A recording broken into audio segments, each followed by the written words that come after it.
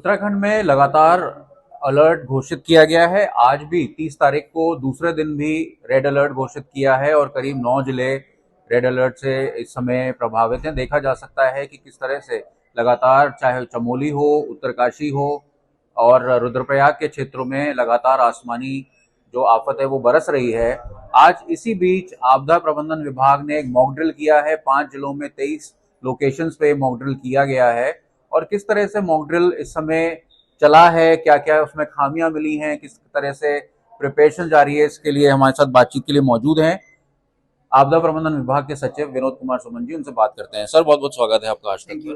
Thank you. आपसे जानना चाहेंगे कि किस तरह से आज आपने आकलन किया है जो रेड अलर्ट के बीच में आज आप मॉक ड्रिल कर रहे हैं। तो कई कई ऐसी लोकेशंस रही हैं जिसमें कि लाइव जो देखने को मिलता है आपदा का जो एक पार्ट है, चाहे वो बाढ़ आ रही हो या जल स्तर ज्यादा हो, तो क्या क्या एक्सरसाइजेज आज आपकी रही हैं? देखिए, हम लोगों ने मॉक ड्रिल का आयोजन उन्हीं जनपदों में किया है और उन्हीं क्षेत्रों में किया है जहाँ पर अमूमन बाढ़ की स्थिति देखने को मिलती है।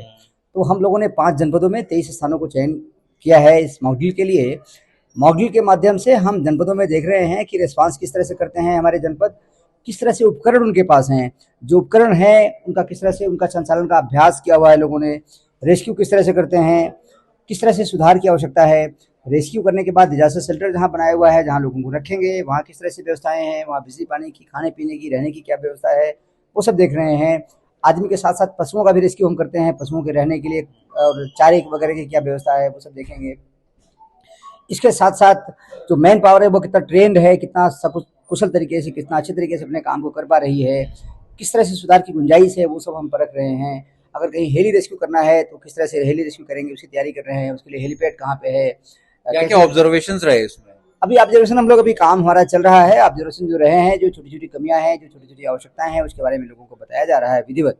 बाकी डेटा इकट्ठा होगा तो बताएंगे आपको हम। फिलहाल अभी हम लोग जोर दे रहे हैं कि सभी को कवर कर लें। अभी 7-8 जनपदों का, 7-8 प्लेसेस का हम लोगों ने लिया है, बाकी अभी काम चल रहा है। बेसिकली उसमें हम लोग देख रहे हैं कि रिस्पांस किस तरह से करते हैं जनपद, किस तरह से टीमें उनकी इक्विप्ड हैं, किस तरह से ट्रेंड हैं, कहाँ पे सुधार की आवश्यकता है। हेली रेस्क्यू करने के लिए किस तरह से उनका संसाधन है, कहाँ से हेली रेस्क्यू किया जाएगा, कहाँ पे हेलीपैड बनाया हुआ है, जो इलाज वगैरह करना है डॉक्टर के पास उनके पास है कि नहीं है। आज रेड अलर्ट भी है, तो उस मद्देनजर क्या क्या जानकारी आपके पास आ रही है, जो लाइव इंफॉर्मेशन आज भी मिल रही है आपको? तो कौन कौन से एरियाज जो हैं वो खुल गए हैं, चारधाम यात्रा दोबारा से लिफ्ट कर दी गई है, तो इसमें जो रोड ब्लॉक्स थे वो किस तरह से आप देख रहे हैं उसको? कहाँ कहाँ कल जो रेड अलर्ट था उसके बाद कितना इम्पैक्ट पड़ा है? देखिए, रेड अलर्ट कल भी था और करीब मोर देन 75% एरिया उत्तराखंड का रेड अलर्ट में आज भी है। आज भी काफ़ी ज़्यादा बरसात मिलने की संभावना है। उसको देखते हुए माननीय मुख्यमंत्री जी द्वारा कल यहाँ पे सभी जिलाधिकारियों के साथ बैठक ली गई थी। चीफ सेक्रेटरी सर थे, सीनियर ऑफिसर्स थे। सभी को पूरे आपदा के दौरान, पूरे मानसून काल में सभी को अलर्ट रहने के लिए कहा गया है। सभी पूरी तरह से अलर्ट हैं। जहाँ रास्ता बंद हो रहा है, प्रायोरिटी बेसिस पे हम लोग रास्ता खोल रहे हैं। कहीं 15 मिनट में, कहीं 20 मिनट में, कहीं आधे घंटे में, कहीं 1 घंटे में, जितना मलबा जिस तरह से आया हुआ है उस तरह से काम कर रहे हैं। मैक्सिमम जगह रास्ता खोलने की कार्रवाई की जा चुकी है। बाकी रास्ता लगातार बंद भी हो रहा है और उसी गति से हम लोग यमुनोत्री में जो कल घटना हुई है उसके बाद अभी 7 लोग मिसिंग हैं। यमुनोत्री में जो घटना घटी है बड़ी दुखद घटना रही है। उसमें करीब 7 लोग अभी भी लापता बताए जा रहे हैं। 2 लोगों की डेथ हुई है, बाकी लोगों को बचा लिया गया है और वहाँ पे रास्ता भी पास आउट हुआ है, तो रास्ते को ठीक करने का काम चल रहा है। एक जगह रास्ता करीब 12 मीटर की चौड़ाई में पूरी तरह वॉश आउट हो गया है, उसको ठीक करने की कार्रवाई की जा रही है। बाकी जहाँ रास्ता ब्लॉकेज था उसको ठीक कर लिया गया है, रास्ते को खोल दिया गया है। जो रास्ता वॉश आउट हुआ है उसको ठीक करने की कार्रवाई की। अगले 24 घंटे को लेकर क्या कहेंगे आप आम जनता को और जो पर्यटक आ रहे हैं, यात्री आ रहे हैं? अगले 24 घंटे निश्चित रूप से बड़े ही हमारे बहुत ज़्यादा बरसात मिलने की संभावना है। ऐसे में रिक्वेस्ट कर रहे हैं लोगों से, मेरा निवेदन रहेगा सभी लोगों से, श्रद्धालुओं से, यात्रीगणों से और जो स्थानीय नागरिक हैं कि बहुत अधिक आवश्यकता हो तभी घर से निकलें, अदरवाइज घर में रहें, सुरक्षित स्थान पर रहें। किसी प्रकार से नदी नाले के पास न जाएं, गदेरे के पास न जाएं, क्योंकि वहाँ से मलबा आने का, पानी आने का खतरा रहता है, लोगों के बहने का और उसके चपेट में आने का खतरा रहता है।